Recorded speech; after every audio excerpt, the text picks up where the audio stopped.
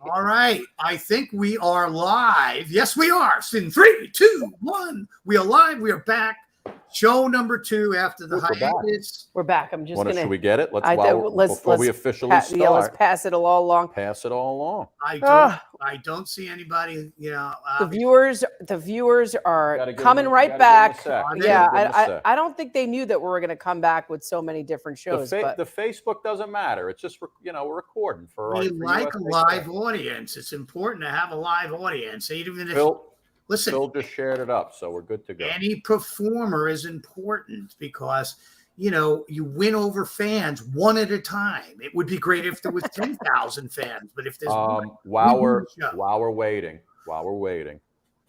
Suki, you remember many moons ago, I was supposed to go see Billy Joel at the Garden, and it got canceled because of Knicks playoffs. Well, finally, that's come back around. Has it? This Sunday night, I'm going to see Billy Joel at the Garden. I'm kind of jealous because isn't this his last year? This is his his farewell tour, and he's not. He actually had. I don't know. I don't know if I read it somewhere or I saw a video of it on 60 Minutes. I don't know, but this is his last time. Last hurrah. Like this is like he might never perform again, kind of thing. Yeah, well, he'll perform. No. He's just giving up his residency at Madison Square Garden. Yeah. Okay. That's like saying Elton John will perform again. Of course they're going to perform. This is what they do. And as long as they can do it at a high level, they will. They just don't want to have that grind that they've been doing for the last 50 years. Yeah. So here's my conundrum. So Sunday night, we're going to be at Billy Joel. Oh, great. You got to figure the concert gets out probably around 10:30. Right. I got to be up at 1:30. So whose couch are you sleeping on? Radio. So I'm going to take my car and I'm going to go to the radio station. Okay. I'm going to sleep on the boss's couch in his office. Have you told the boss this? No, I didn't tell him. Because if the boss says no, then I can't do it. I'd rather do it and apologize later. But I'll be up before he even comes in. Okay. So that's what I'm going to do. I'm going to go. Is there no other couch at 1010 Wins? There's no other couch. There's only one couch at 1010 Wins. There's one couch at 1010 Wins where I am the morning news anchor, 92.3 FM here in New York.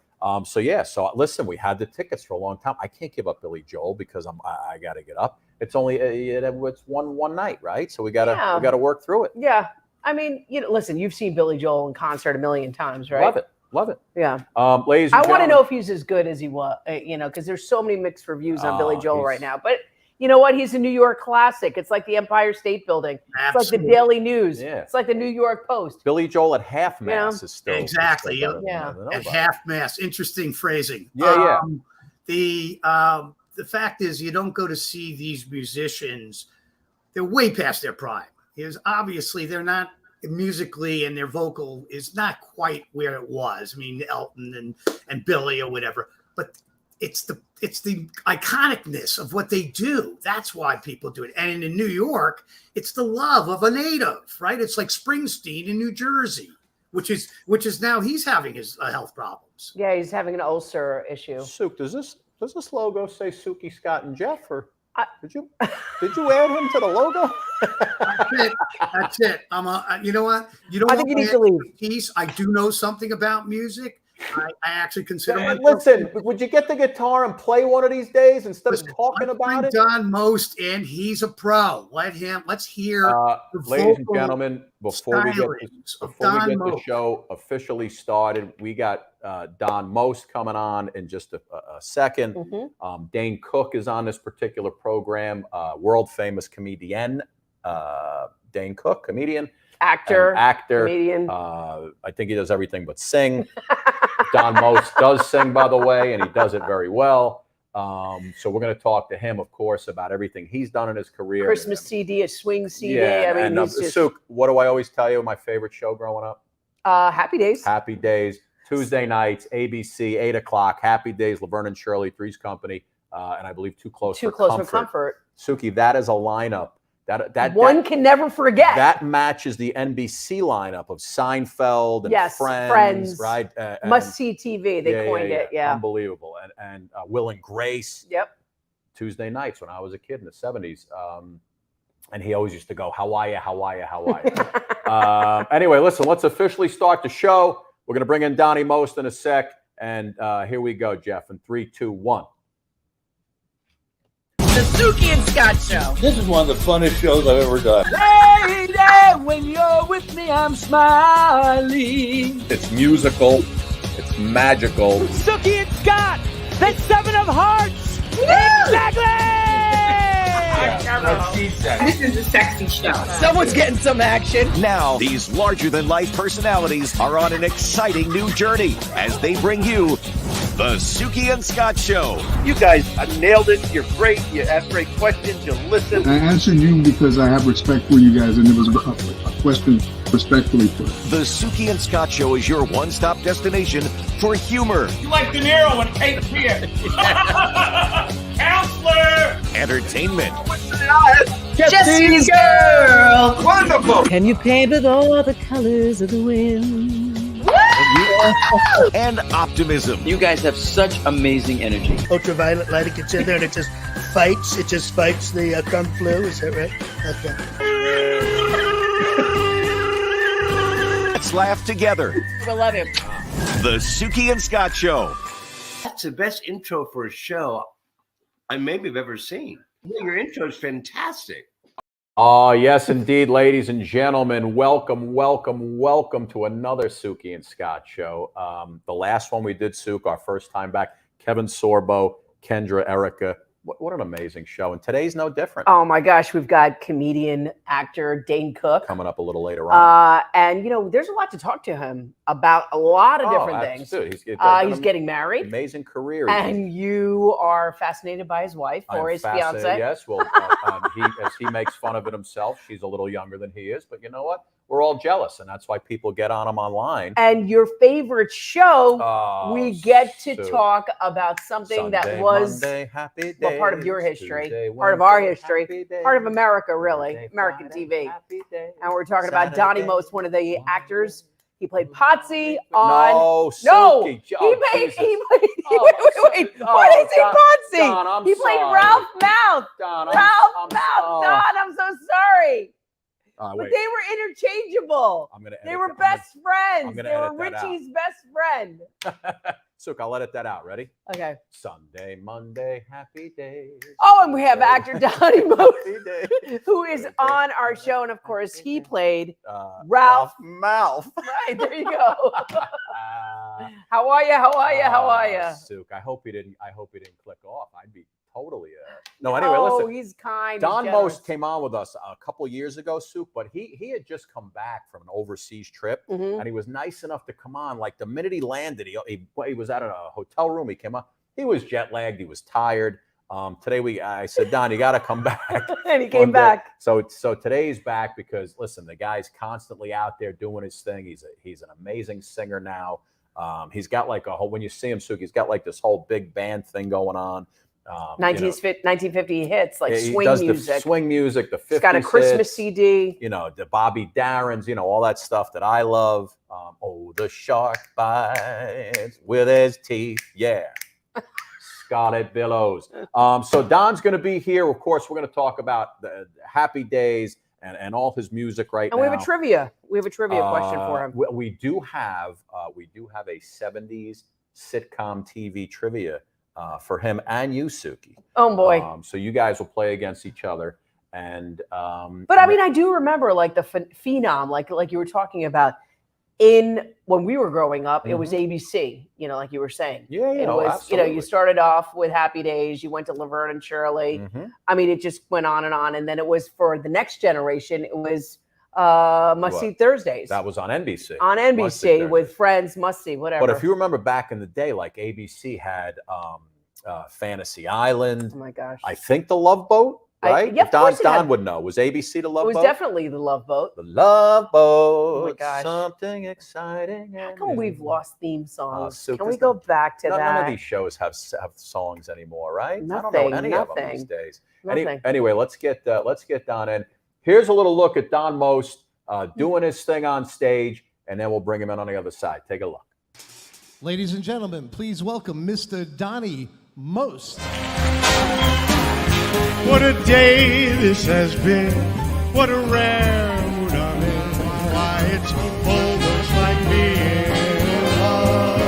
And from the way that I feel when that bells start to peal, I could swear I was falling. I could swear I was falling.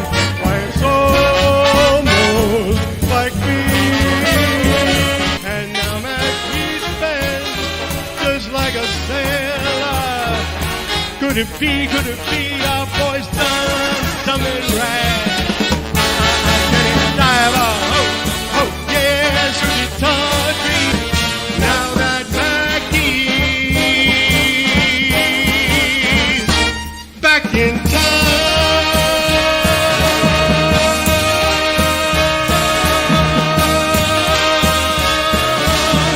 Look out, old Mackie is back.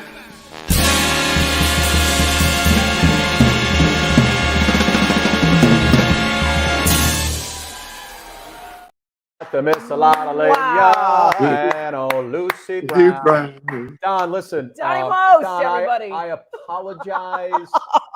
I'm so sorry. I know you and Anson Williams are great Best friends. But to call you Potsy, that's blasphemous.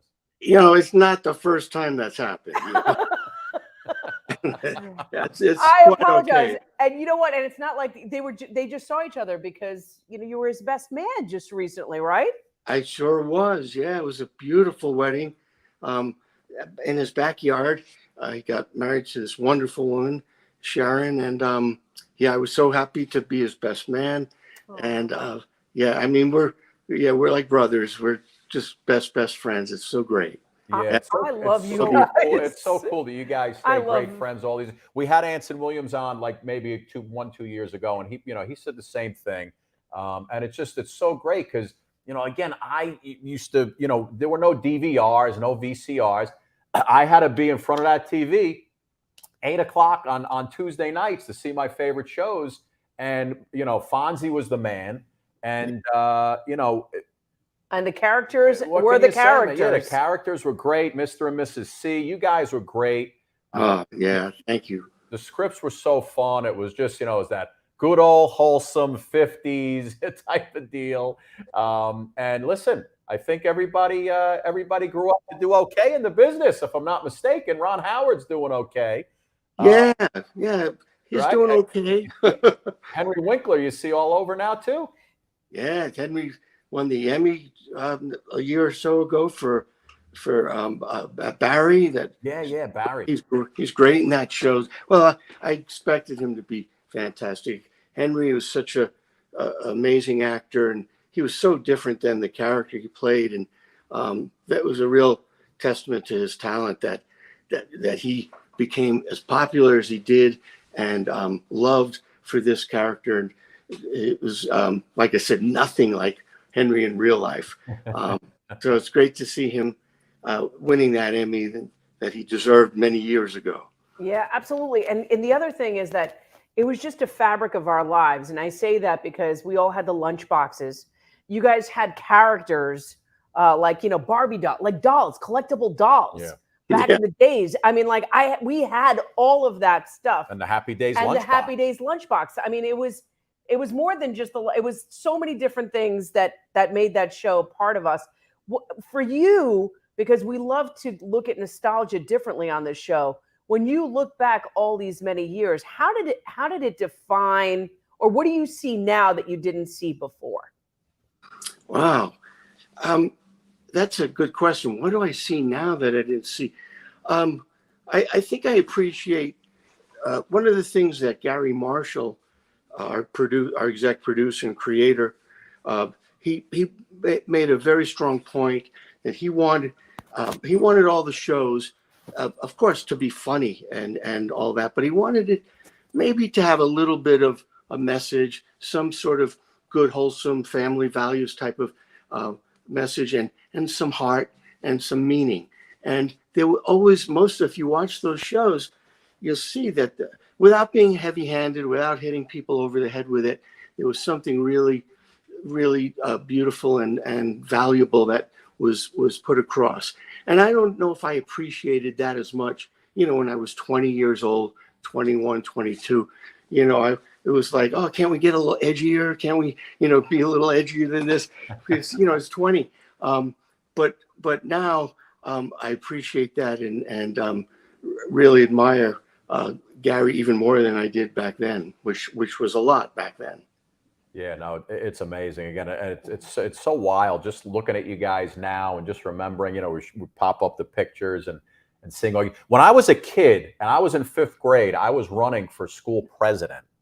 And my mother, one of the posters, I think I won because she had a big picture of Arthur Fonzarelli, and it said, "The Fonz says Scott for Prez." And I think it said, "Hey," with the thumbs up. And I won, Suki, I think because of Fonzie's poster.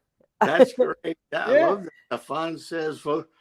What was it? The Fonz says Scott for Prez. Scott for Prez. Oh, I love that. And I won that. There I am. There he is. But I won that thing hands down, man. Hands down. That was great marketing. Great. Yeah. But listen, the story's great because you weren't set to be an actor. It's not really what you originally wanted to be. You went out to Hollywood, and in your third audition that you went on, you got this gig for Happy Days? No, not really. I don't know. I've seen that somewhere on the internet. I started pursuing the acting when singing was a little bit more in my mind when I was 13, and I was going to a school in Manhattan on Saturdays, taking the subway from Brooklyn, and I would go every Saturday, and then I wound up even they picked me to be in a review, and I was singing with 7 other teenagers, 14, 15. I was 14, 15. And we sang in the Catskill Mountains during the summer of '68. And so that was in my mind, what I really thought was prominent. But my gear shifted big time when I was around 16, seeing some great movies of that. In the late '60s, there was some incredible films, with Dustin Hoffman and Jack Nicholson and Paul Newman and De Niro coming in. And so then I really got into acting, and I was pursuing it for those next 7 years in New York. And I did a lot of commercials and auditioned, did a little TV, and then I went out to LA. So this is after pounding, the pavements in New York for 4 years, and then I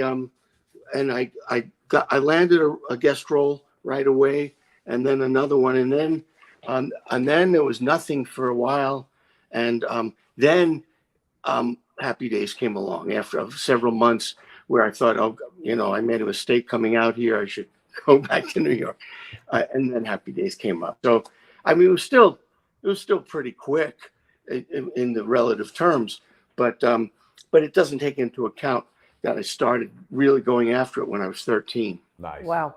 I mean, Erasmus High, right? You went to Erasmus High in Brooklyn. Yeah. I think we played you in soccer back in the day.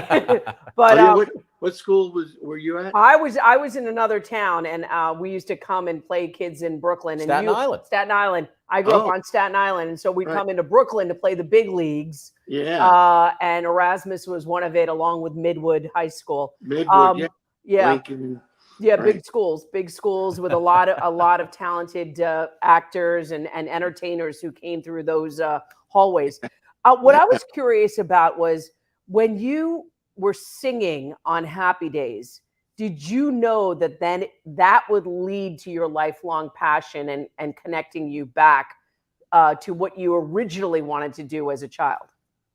I don't know, because Anson, who played Potsy, he had done a lot of musical theater, and he was a good singer, and he got to Gary Marshall very early in that first season and convinced Gary that maybe we should have a band, and he told Gary that he could sing. And so there's a very funny story about it, and Anson wrote a book called Singing to a Bulldog, and people should check it out. But so then what happened was when we started doing the band, and I was just relegated to backup singing and playing piano. So, I scheduled a meeting with Gary Marshall to plead my case that, hey, I was singing in nightclubs, and I'm a singer too. And, a band can have more than one singer, and he just looked at me and he said, if I was gonna hire a juggler for a show, I wouldn't need two jugglers. So that was it. He just cut it out, and I realized I was going to get to, he established Anson as the singer. I was more the comedian, kind of class clown, and he didn't want to mess with it.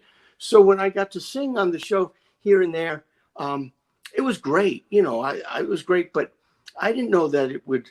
I didn't know. I wasn't thinking, oh, this is going to open it up for me. I was still really focused on doing other parts besides. I didn't want to just be associated only with that character. I wanted to have a long career as an actor.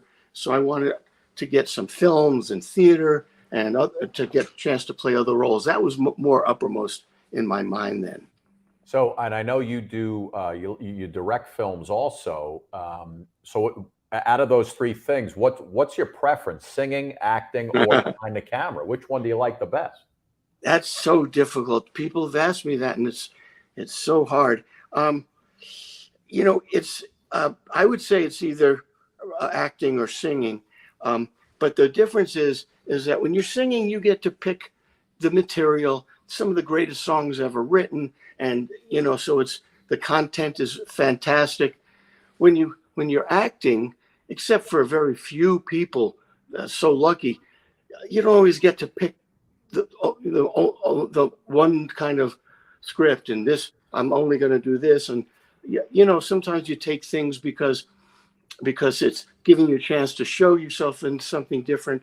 But, it's not like maybe the best script you've ever read. So it's a little different. So I would say if I got to pick the material like I do as a singer, I might choose acting would be my favorite. If the material was, up there as, at the same kind of level of picking the music, which you're picking at a high level. Unreal. We want to know about the term "jump the shark." Oh, there's this. You invented that term, I think, didn't you? Well, Ron, that's what Ron Howard has been saying in interviews, and he tells the story, and I kind of remember it. It was at a point where we thought, Ron and I had talked about this, and we thought that the scripts were getting a little far-fetched. It was getting a little out of control, with, and I think that was more the network. It wasn't our team of writers. The network saw how popular Fonzie was, so they was like, got to do more of that and do more of that. And, they're making him like Superman, and it started to get a little ridiculous, we thought. So we were shooting at the beach, that episode where we all went to California, and then they had this sequence where Fonzie was challenged by the California Kid. Right. So they had a competition of, going on your skis and then on the skis jumping over this area where they had a shark in that area. So I went over to Ron, and he tells the story. He said, I went over to him and I said, now they got the Fonz jumping a shark like that. So he said, that was the first time he had ever heard he's jumping a shark. So he kind of credits me with that phrase, but I didn't make it up in terms of the meaning that it wound up having. Of the moment when a show starts to, maybe hit its peak and it starts to go. And not only that, but he was on the water skis, if I remember. He had his leather jacket on, and maybe even like his biker boots that he wore, right? I think so. I think you're right. Yeah, it was pretty funny. It was. There were a lot of good things, funny things about it. Even though I thought it was, like, what are they going to have him do now? Fly into Arnold's or something, But it was, we get asked about that a lot, about the jumping the shark episode for sure. Because it's like the nostalgia that we like, we're always putting things together these days. And so jumping the shark is definitely one of that. If I could play like a really fast paced, memory game. If I say Marion Ross, what comes to your mind? Mrs. C. Mrs. C. But like for you personally, what did she mean to you? Oh, what incredible, amazing, wonderful, wonderful heart, woman with so much heart and soul. Just one of the greatest ever. I love Marion. And Mr. C with the hardware Tom store. Bosley. Tom Bosley was like, you know, everybody's dad. Yeah. And everybody wanted to hear his soothing voice. You know, he was so soothing. Remember, he had that great sound to his voice. Yeah. And Tom was fantastic. I mean, we all got along so well, and it sounds cliche, but we were like a family and worked together so well and grew to love each other and do all kinds of things together off the set as well. The best. Don, you got a new a tune out that I want to play a little bit of called the Fly New York? New York High. Oh, I was close. She calls you Potsy, and I said Fly New York High. Yeah. Jeff, pop this on a little bit. Let's hear a little bit of Don's New York High. Take a listen. New York is getting me high. Girls by the Store Club have been catching my eye. Moonbeams dance on a Waldorf hotel. Could it be I've fallen under a New York spell? Downtown Manhattan's like a shower of stars, shining reflections of those New York bars. I love it. I love it. It's got that nice big band feel. Don, before we get into the 70s sitcoms quiz, what's your favorite big band tune to sing? Is it a Mac the Knife kind of tune? Yeah, well, I mean, there's so many great ones. You know, some of Sinatra's best I love, but I was a Bobby Darin guy. I saw him at the Copacabana when I was 18, and I loved Bobby. So I would have to say it's Mac. You know, I mean, Mac the Knife. Think about what Bobby. I mean, Bobby changed his career. He was known as a rock and roll singer, Splish Splash, Queen of the Hop, Dream Lover. But he was so much more than that, and he was having a hard time breaking out of that.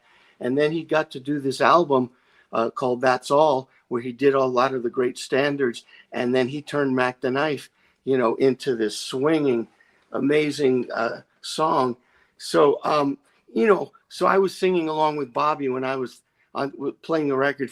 You know, I must have sang it a million times. It's had to be a million times. So I still love it. You know, I still love it. It's do you have about 30 seconds of a cappella Mac the Knife in you? Oh, no, I can't right now. I can't.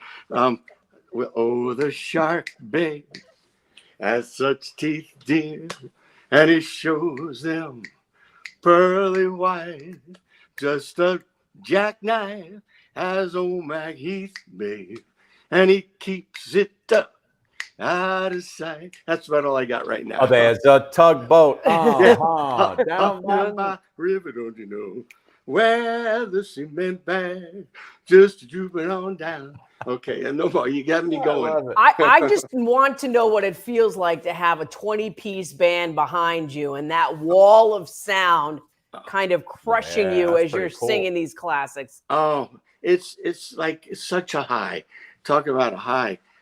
It's one of the best feelings when you've got great musicians and they're playing these great songs with really fabulous arrangements.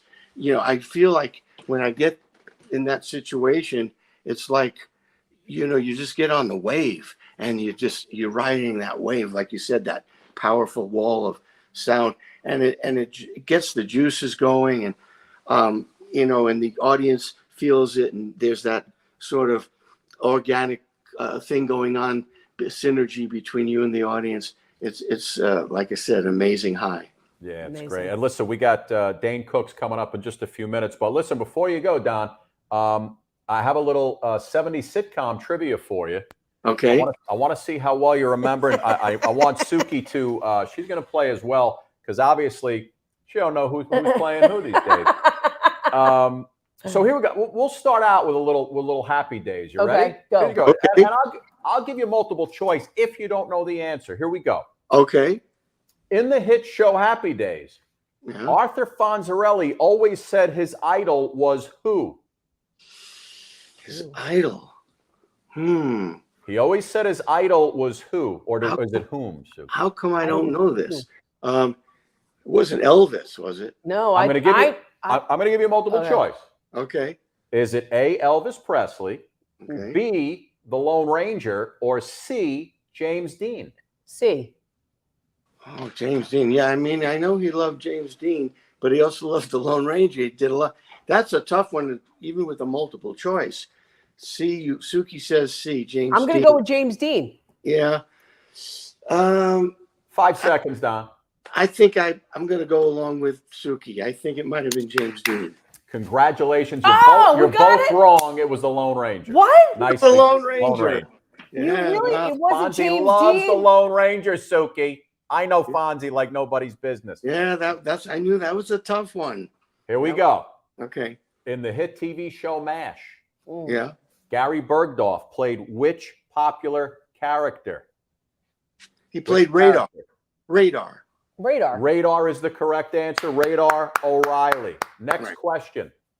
In the sitcom Laverne and Shirley, Carmine Ragusa used to sing the song, I Know I'd Go From Rags to Riches. Right. But what was Carmine's nickname on the show? The Big Ragu. Big Ragu. Big Ragu. Nicely done, you two. Nicely done. 2 more to go. 2 more to go. In the show The Brady Bunch, which pop star ends up taking Marsha Brady to her school dance in season 3? I haven't a clue. know this. You know this one? Oh, I know it. It's the Monkeys guy. Suki, go ahead. Davy Jones. Go ahead. Nicely done, Davy Suki. Jones. Very Wow. nice. Very good. Very nice. Girl, Yeah. look what you've done to me. Here we go. Last question, Don. In the show Good Times, remember Good Times? Good times, anytime you need a payment. Good times. Anytime you feel free. The Evans family neighbor, Winona. Yes. Or Willona. That's the right It's name. Willona. She adopted a little girl named Penny. Which famous pop star played Penny Gordon?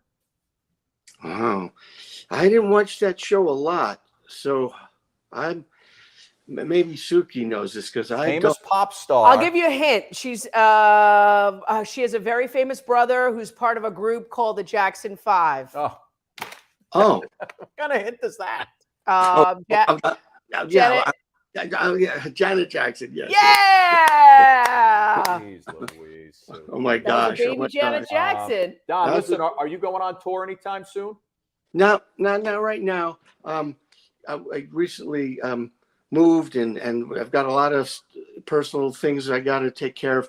So don't have anything set up, but I think in about 6 months I'll be ready. And I want to get this record out and then I'll be ready 6 months from now. Beautiful. All right. When the record comes out, will you come back on? You'll sing a little bit. We'll promote. Sure. Absolutely. It's going to be out soon. It's actually, that record is released right now in the UK because the guy who wrote it, Mike Reed, he's from there. He's known as the Casey Kasem of Great Britain. So he's very well known. And so they released it. The record company decided to release it there first. And then, but the CD, you can get it. It's on iTunes and all the streaming platforms now, actually. Okay. Beautiful. Yeah. Don, listen, Don thank Most, you, man. everybody. Thank you for coming on. Sure. Listen, My pleasure. Ralph Thank Malph, you. one of the greatest characters. Can you just give me one Hawaii before you go? What about I Still Got It? Oh, I still got it. I still got it. I That- love got it. it. Yeah. Don, How are you? How are you? How are you? Oh, forever, thank you, buddy. forever. We love you. Don, we love thank you, my man. Continued Thank you. success, bud. And when the record's done, the album's done, come back on, all right? Definitely. Thanks so All right. much. Great to see you both. Goodbye. Don Most, ladies Donnie and Most, gentlemen. Don, everybody. thank you, pal. Ralph Malph, Sue.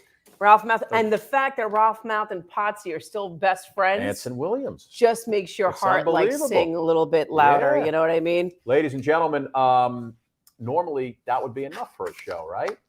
Earlier today, Kevin Sorbo, Kendra Erica singing on the show, Ralph Mouth, Don Most. But we're just going to take it to another level One now. of my favorite comedians of all time, Dane Cook, is here. Before Dane comes on, we're going to take a quick break. And here's a quick word from the folks at Jeff. You pick it. You go My Pillow, Bright Breeze, Hang Hero. You pick the one you want to run. Go ahead, bud. Hanging pictures used to be a painful experience. They end up crooked, and there's holes all over your walls. Introducing Hang Hero, the patented picture hanging tool. Look, just measure and push. Hang Hero's perfectly placed nails make hanging pictures fast and easy. Drop the nails into the magnetic cylinder. Our adjustable handle instantly measures your picture. Place it on the wall, adjust the level, and push to pop the nails into place. Nails are at the perfect depth and angle every time. It used to take multiple people to hang pictures in the past. Not anymore. Just load the nail into the magnetic cylinder so they don't fall out. Next, slide the handle for the perfect width. No measuring tape. Place it right where you want it. Straighten with the built-in leveler and give it a push for perfectly level pictures in seconds with Hang Hero. We time-lapse this side by side. On the left, she's still measuring, but with Hang Hero, she's done in under 20 seconds. Hang Hero makes hanging pictures by yourself fast, easy, and flawless every time. And it holds up to a whopping 10 pounds. There's more. Slide off the adjustable handle for single projects that need just one nail. Hang anything in seconds with Hang Hero. Just pop and hang every time. Hang it here, hang it there, hang it anywhere. Hang it like a pro with Hang Hero. HangHero.com. Hang it here, hang it there, hang it anywhere. Hang Suki, it like a pro. Hang it like a pro. Suki, Hang Hero is your hero. Suki, you know how bad I am at absolutely the house, worst. Right? When you look you under have two thumbs. Yeah, when you look under the term useless around the house, you see my picture. This thing. Your hands are good for other things. Hey-o, this thing changed my life. They are, Sue. This thing changed my life because I went home and I did this for my wife who was looking to hang something. I literally put it up in 10 seconds with the Hang Hero.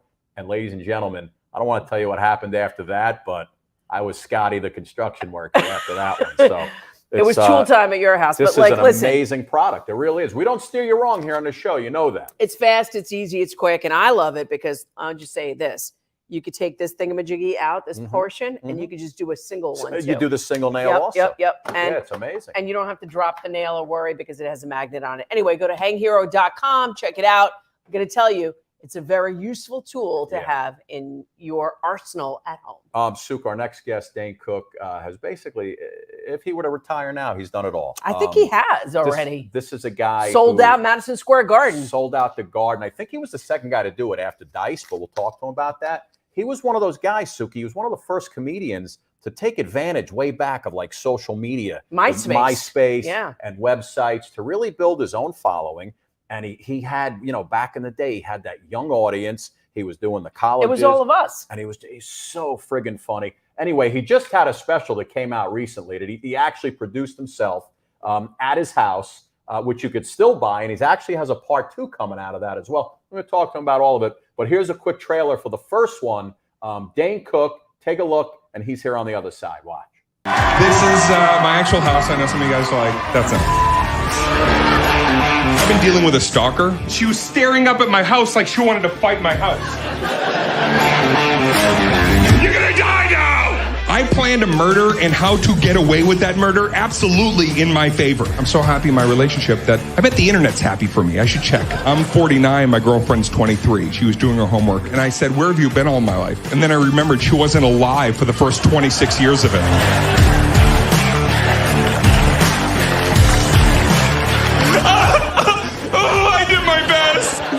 This isn't us. You've been saying you're going to lose 15 pounds for 8 years, and now you're going to vow to keep their dreams afloat? I got a neighbor like right over here, and man, she's a I'm kidding. I'll bring you a meringue. Good luck. Chuck did very well. That's all I'm going to say. Rotten Tomatoes. They bought me a house. there he is, ladies and gentlemen. What's up, Dane? How are you? It's weird because that porch is right out this window. I'm like, I remember having to sweep up and clean up my lawn when everybody left that night. Good to see you guys. About brilliant. Talk about brilliant. Do it in your house. Dave, you know what I love, man? I know you did something in a special where somebody was goofing on you about Good Luck Chuck. Which by the way, what's the young lady you were in the movie with? Yeah, Jessica Alba. Yeah, Jessica, not a bad co-star to be in a movie with, by the way. But someone asked you about the movie Good Luck Chuck, and they were kind of goofing on you, like, that movie bought this house. Yeah, people don't understand. It's a long road in stand-up comedy to finally be able to get out of the duffel bag and actually have a real closet like a grown man. Oh man, it's so great, man. Listen, you that special was great, but I was first introduced to you when you were doing Vicious Circle, and you had that special going on in the round at Madison Square Garden. How many years ago was that? So we did the Boston Garden, the Madison Square Garden, 06 and 06, both in 06. And then I just talked to my old tour manager, Al Dotley, who I was fortunate enough to do the entire 3 arena tour run. And I said, how many did we do? And he said, we did 233 arenas over those 6 years. Holy moly. Yeah. But just to see you, just to see a comedian. So you on stage. Right. But I know. But filling up an arena. Yeah. And I mean, dude, you were the epicenter. You were knocking you were in the middle off. And I was like, man, this guy is. I think the first time I saw you was probably maybe HBO. Yeah, you were in an arena, and I'm like, holy cow! Who the heck is this? I gotta tell you, there's no feeling like it. The only thing that ever came close is one time I went leather jacket water skiing, and I gotta tell you, that was like Fonzie. Talk about a highlight moment. By the way, I enjoyed watching Dawn, and I noticed there's a lot of singing going on the show today, Suki and Scott, and I like that because I got my start in musical theater. You're looking at a song and dance man right here. Stop it. Dane, you shouldn't have said that, bro. Now you gotta tell us what was the musical theater. What's your go-to song? Okay. Oh, I did a lot of summer stock. I did Anything Goes. I was Billy Crocker in a couple of Cole Porter plays. I did Anything Go. I did Grease. I was just doing Yankee Doodle dandy tours of like VA hospitals. I was out there with a bedazzled hat and cane for a lot of years. So wait, we had but you got to back it up to Grease for a second, because a couple of, I think it was before we took the break, 2 months ago, we had Debbie Gibson on, and she, of course, was in Grease a little bit. She was also. Rizzo, wasn't she? Who did you play in Grease? I was Danny Zuko, man. That was it. Oh, of course you were Danny Zuko. Dude, what's the go-to song? I remember just drinking Throat Coat because I wanted to hit that Travolta high note so badly. That was a little pitchy, Suki, but I'll give it to you. Dane, it's rough. It's rough over here. We do a lot of singing, man. What's your go-to tune if you gotta sing in the shower? What are you going with these days? You know what? I'll tell you, to this day, if you want to sing a great song in the shower that makes you feel like you're a great singer, and it also is going to mellow you out, put you in a Zen state, you listen to The Rains of Africa by Toto. Oh. Okay? That song is an instant meditation. So that's the go-to, right? You just kind of you kind of bang on the tiles a little bit, get that little drum going. The wild dogs cry out in the night. Yeah, of course. They grow restless, longing for some Is it the Toto version or is it the new version? No, the Toto. You got to go original right there. The OG version. I mean, I like it. I love Toto. I mean, but then again, I love yacht rock, and I am not ashamed to say that out loud. I'm gonna just Here's yacht rock, yes. Yacht rock, everybody. We had that guy on a little Yacht Lobster. Right? Yeah, there's like all these, because of the yacht rock phenomena. There's a lot of people who put on these shows around the New York metro area that play these songs. Listen, I want to talk about selling out MSG. Yes. I believe Dice was the first guy that sold it out, and then came you. That's so right. What the heck is that like to follow Dice? He was in the round, I know. Right in the middle. I mean, I used to walk, when I was living in New York City early on, formative years, coming up the ranks with young comics that were unknown, guys like Chappelle, guys like Bill Burr. Wow. Just, the new guys around town. And I would walk by Madison Square Garden sometimes, 1 o'clock, 2 o'clock in the morning. I would stop and I would stare up at it. And I absolutely was mesmerized at the idea that comics I loved took their careers to that unprecedented stage. And I tried to will it. I would stand outside that building and say, please don't go anywhere. I'd like to see if I could play you someday. And if nothing else, maybe I'll end up working there and selling concessions. I need to be in that building. It was honestly, when I took the stage that night and I got that first laugh, 20,000 people, and I play in the round, I was absolutely the most present I'd been in my body as a performer, because I always promised myself, if I make it here, I'm going to enjoy it, and I'm not going to let it pass me by without really enjoying it. So I reveled in it. That's awesome. My question is, awesome. Comics, they always talk about how before they shoot their specials or whatever it is, you go on the road, you do the little clubs, you hone in, you get rid of the jokes that don't work, you use the jokes that do.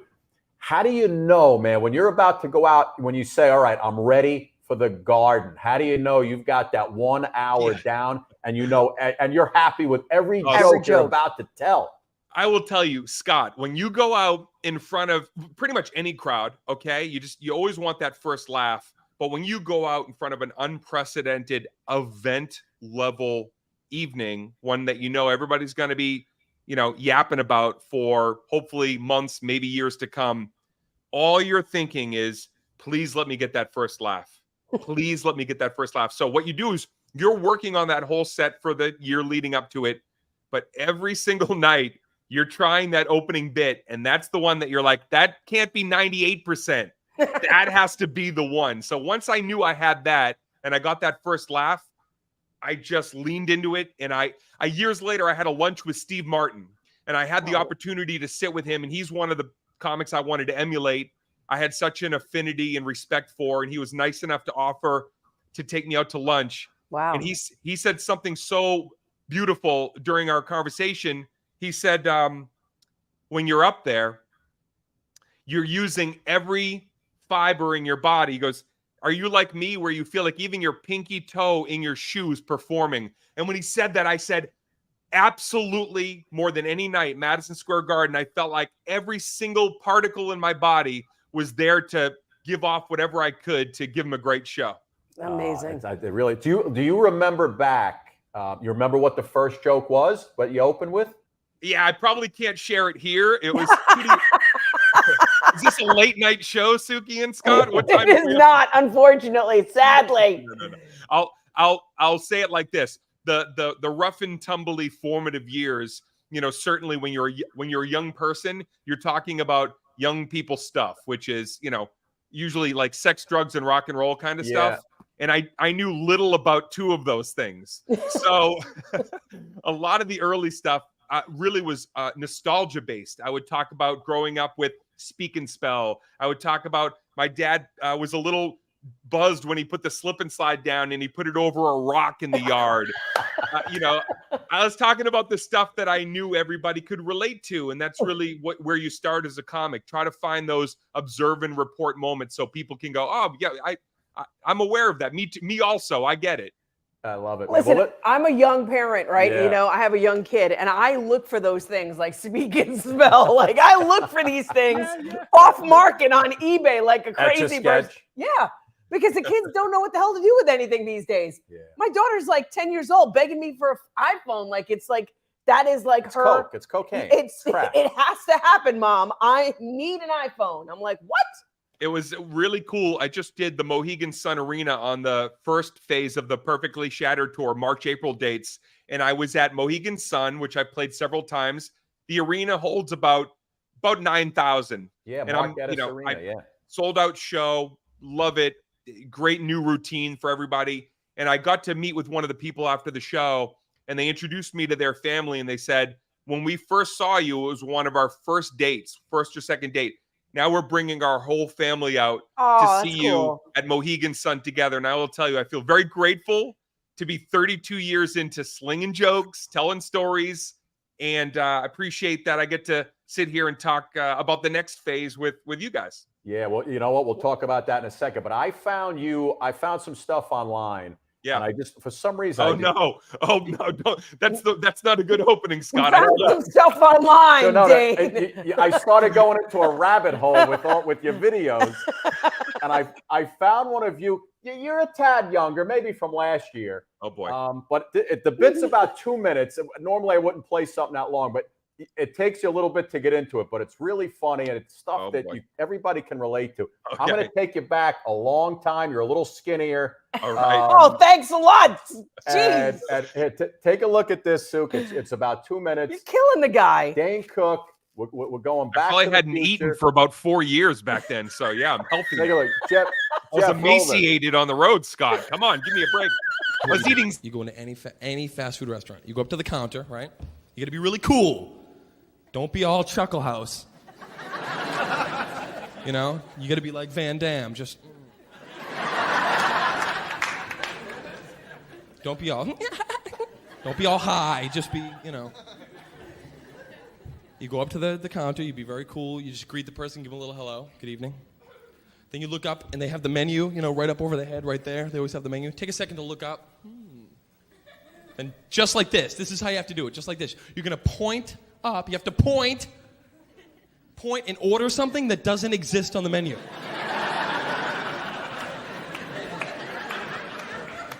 Don't laugh. Van Damme. And you get the same reaction every single time. I swear. I did it at the KFC a couple of weeks ago. At the Kufk, I did it. Yes. Could I please order? I'll get the Colonel's Chicken Fun Pack.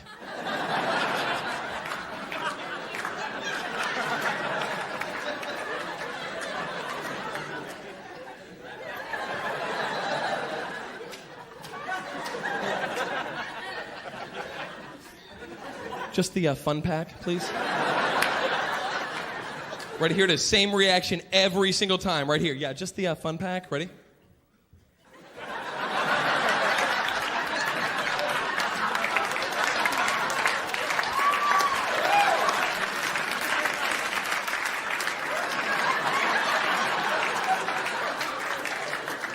I think we're out of fun packs.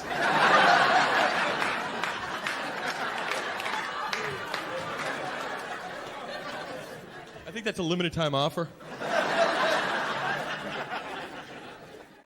So true. I mean, first of all, were you looking at yourself with the tank top, or what? I was noticing I was wearing like a dog collar on my wrist. I look like I worked at Hot Topic. I love it. Dane, how old were you in that video? I probably was like 26, 27. Wow, 26. I think so. It's still good, yeah. man. No, that was it. That was the special that really put me on the map. That was the first national special, and it aired a lot, and it got me a lot of great opportunities to do some road gigs. But I look at that. I look like I'm an Ozempic addict. I'm really well. Listen, wow. You could pick a lock with me. Holy wow! I love.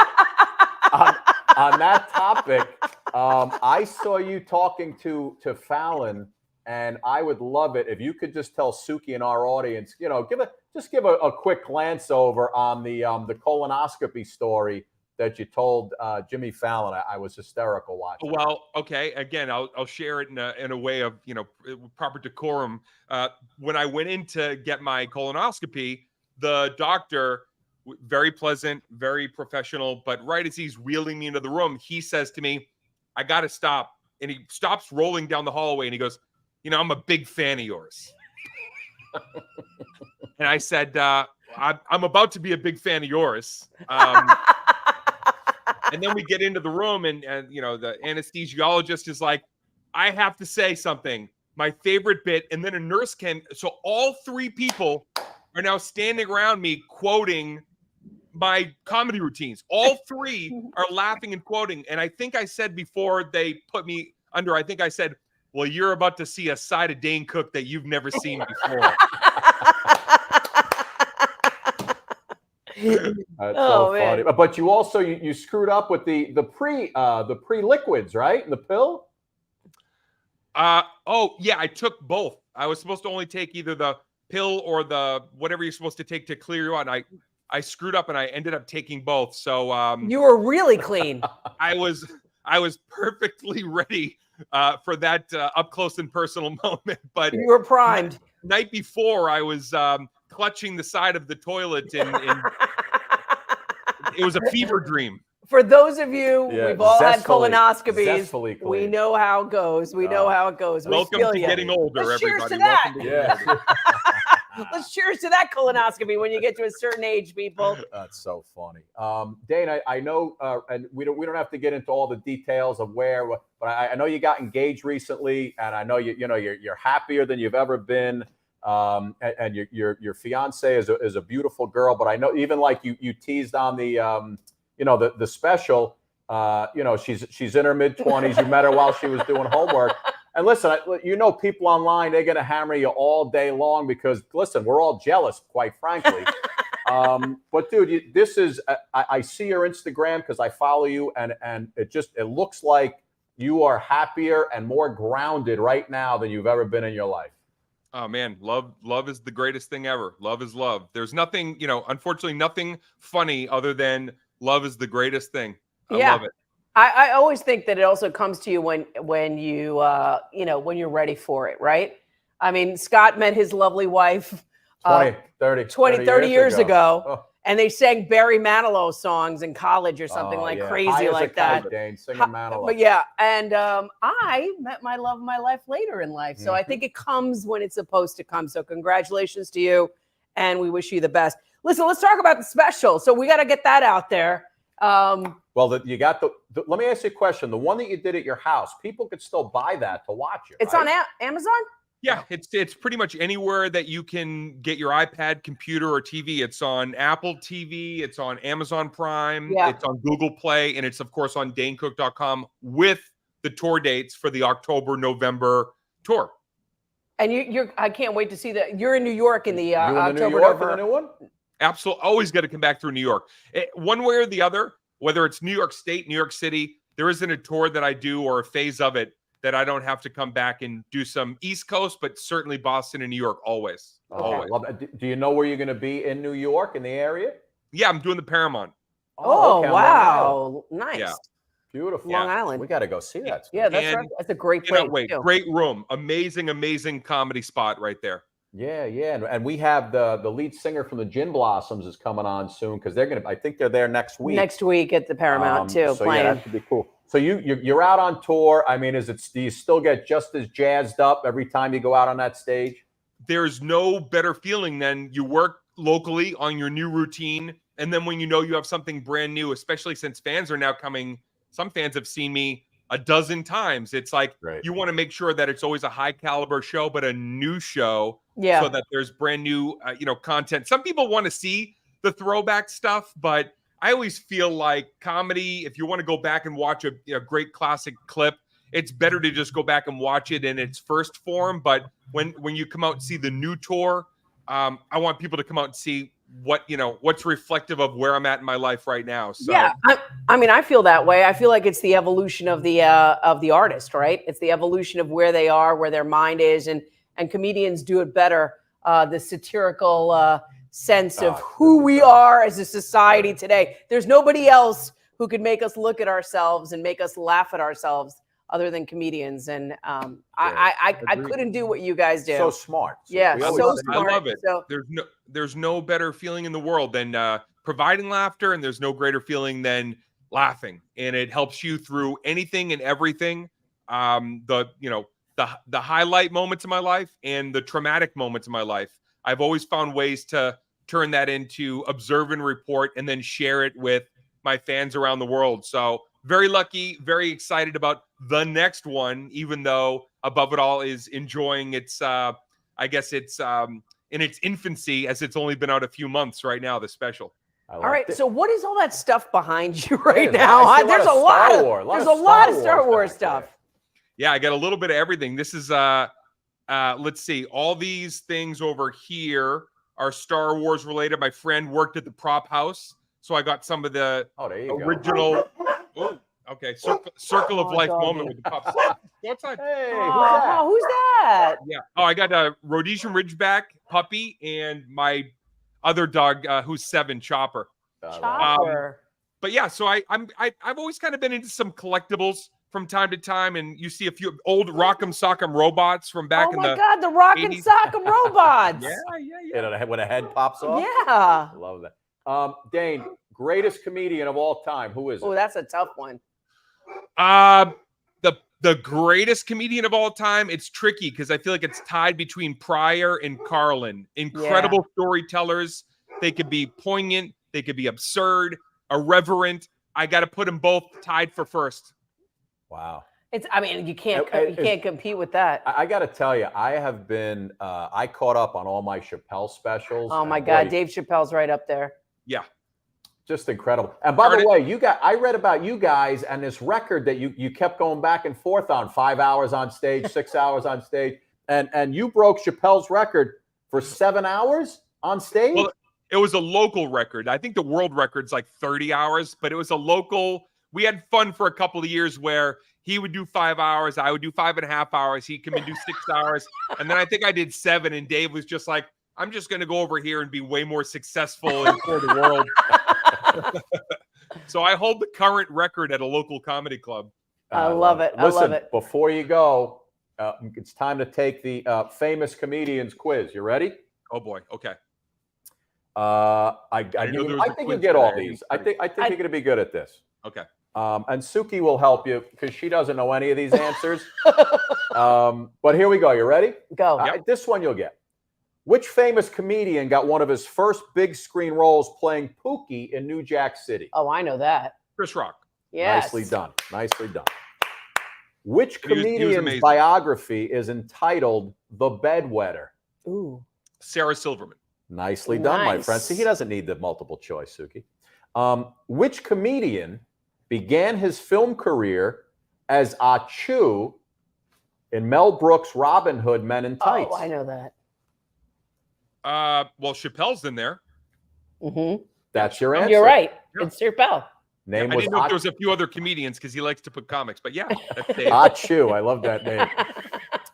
This comedian released her memoir called My Horizontal Life, a collection of one-night stands. Oh. It seems like, would that be a Chelsea Handler title? Yes. All right, here you go. For the car, the trip, and the whole shebang. This one you'll get.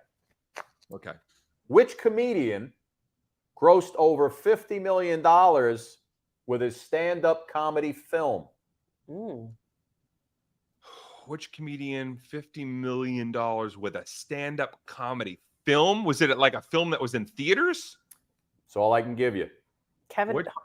Which comedian? I know Pryor he's got that film he did when he's in the red. Yeah, like Sunset Strip. A $50 million. Is it multiple choice, or can you give me like a year? What hint? If I give you, I'll give you multiple choice, but you'd probably get it then. Oh, okay, all right. It's Richard Pryor. Yep. Steve Martin. Yep.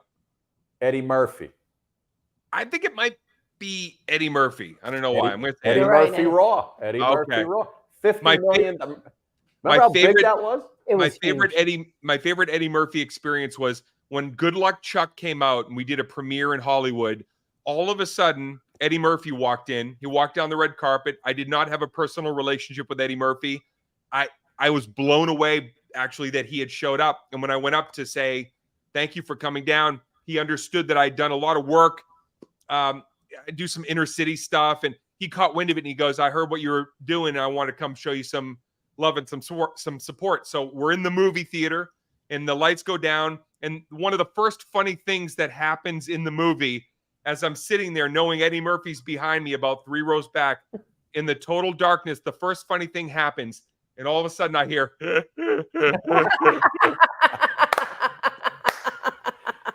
was like the universe hugged me in that moment. It was beautiful. Oh my God. I can't imagine. Did he get to see you as Zach Bradley, an Employee of the Month? I don't think so. That was before before. He didn't come to that one. That was before? Yeah, that was So the great, one man. before. And Listen. then it was Good Luck Chuck. Yeah. Bro, you've had an amazing 30 plus career. years of I performing. can't believe it. I mean, you're only 50 for God's sakes. You've been doing it for 30 years. We're out here. We're swinging for the fences. We're selling out some arenas. We got some beautiful theaters. It's like 2005 all over again, but this time I'm a little bit healthier. I still got a beautiful head of hair. Beautiful, yes. and honestly, just very, very excited to be performing for what has been now a new generation of comedy fans that maybe saw me in a movie or saw Planes or Employee of the Month. And some of them are coming up and saying, this is the first time I'm seeing Dane Cook live. And that means the world to me. It's true. I love it, man. And again, where can they find out where you're going to be? Yeah, so all the October, November tour dates are on danecook.com. Or if you're on Bands in Town, a lot of people love that. I'm on there as well, but danecook.com. All right. And Dane, listen, before you go, dig down deep for me. Give me a quick 30 seconds. Little Danny Zuko from Greece. Go ahead. Oh, wow. Okay, so it Any song. It would have to be Summer Lovin' Had Me a Blast. Summer Lovin' happened so fast. I met a girl crazy for me. Go, Sue. Met a boy, cute as can be. Summer days drifting away. Those summer nights. Oh, thank you. Tell me more. Dane Cook, everybody. It's been an absolute pleasure. Thank you so much. Suki and Scott, thank you guys. Have a great one. Dane, hey, listen, Dane, you've been on a lot of shows. This wasn't too bad, right? Good stuff. Appreciate you guys. Yes, it was great. And you know what? You guys, the dogs actually enjoyed it because they were sitting over here during the song and they were kind of like, all right. Tails wagging. So listen, if Dane Cook's dogs like us, Suki, throw it on the resume. Throw it on the resume reel. Dane, thank you, buddy. Good luck on the tour. DaneCook.com. Go check them out. And listen, the beautiful thing is this show is going to keep running on the USA Today network. We're doing like 10 million views a month. So as you continue to tour, this will keep airing. So it's beautiful. I love it. Guys, thank you again for having me. Look forward to seeing you next time. All right, thanks, Dane. sir. Love you, pal. Take care. Bye-bye. Wow. Legend, Suki. Guy's a legend. He's great. He's great. Very down to earth. So funny. I couldn't believe you just sang for us. Nah, come on. But you know what? People do a lot of things on the show You know what's that funny? you never think they're going to do, but they do it. The funny thing is when Don Most was on before, I said, Don, give me a little Mac the Knife 30. He goes, I can't. I can't. And all of a sudden he's like, oh, the shark bite. And I'm thinking, man, he's not going to sing for us. And all of a sudden he goes into it. And then he says, that's enough. That's enough. And I kept singing, and he goes back into it. Say Jenny Diver. But, it goes back to the thing that we always talk about. People are so comfortable with us that they get comfortable, and then they let their hair down, and magic happens. That's the Suki and Scott show, everybody. Dane had a nice, so you could tell Dane does a lot of podcasts because he's got that good setup. Yeah. Anyway, ladies and gentlemen. A great Suki and Scott show again. Another great show. Suki, we fooled them again. By the way, if you're just tuning in, Suki and I are the only ones in here today. Our staff went home for Labor Day. They never came back. So we're going to have to wrap this up, everybody. So yeah, but because the battery's going to die, and I'm responsible for changing the battery. So anyway, Jeff, listen, before we go, let's hit him with a little My Pillow. We'll finish it off with some Phil, and we'll take it home, ladies and gentlemen. Wow, we love you. Thank you so much. More great shows coming up later on in the month. And just keep sharing it and telling your friends about it. Thanks for supporting us, everybody. Stick around. Philly Kid's coming up with some song. But first, here's a word from another one of our great marketing partners. Check them out, My Pillow. Looks like you've been sleeping well. Megan, he's back. The My Pillow guy. And you're looking good. Still feeling good. Well, just when you thought it couldn't get any better, we've got the best pillow ever, My Pillow 2.0. When I invented My Pillow, it had everything you'd ever want in a pillow. Well, now there's new technology that makes it even better. My Pillow 2.0 has my patented fill combined with a cooling fabric with temperature regulating thread. My Pillow 2.0 is truly the next generation of My Pillow. The best sleep just got even better. Whether you have a MyPillow or not, you need to get the brand new MyPillow 2.0. Call or go to MyPillow.com now. Use your promo code, and for a limited time when you buy one, you'll get a second one absolutely free. You're sleeping even better. And cooler, too. And you're looking good. Feeling good. I knew you would. Visit mypillow.com.